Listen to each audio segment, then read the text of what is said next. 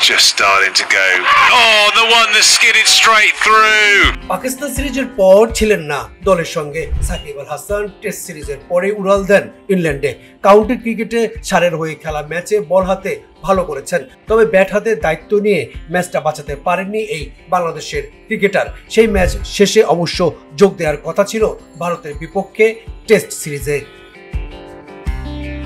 তবে পুরো দল ভারতে থাকলেও গতকাল পর্যন্ত দলের সঙ্গে অনুশীলনে ছিলেন না সাকিব আল হাসান। স্বাভাবিকভাবে প্রশ্ন উঠেছিল সাকিব কোথায়, কবে যোগ দেবেন দলের সঙ্গে। তবে দিন পেরিয়ে এলো স্বস্তির খবর। কয়েকদিনের অপেক্ষার পর চেন্নাই দলের সঙ্গে যোগ দিয়েছেন টাইগার অলরাউন্ডার। মঙ্গলবার রাতেই টেস্ট দলের সঙ্গে যোগ দিয়েছে সাকিব। বিষয়টি নিশ্চিত করেছেন দলের সঙ্গে থাকা টিম ম্যানেজার নাসিফ ইকবাল।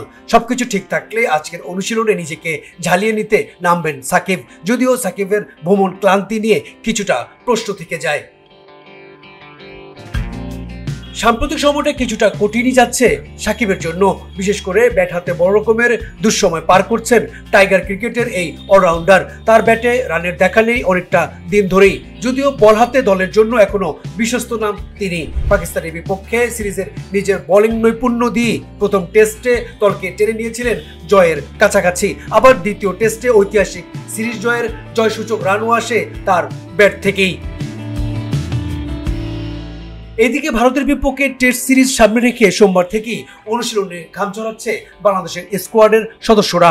দলে সাকিবের স্থান পাকা বলা চলে। লাল মাটির পিচে তার স্পিন হতে পারে বাংলাদেশের বোলিং আক্রমণের মূল অস্ত্র।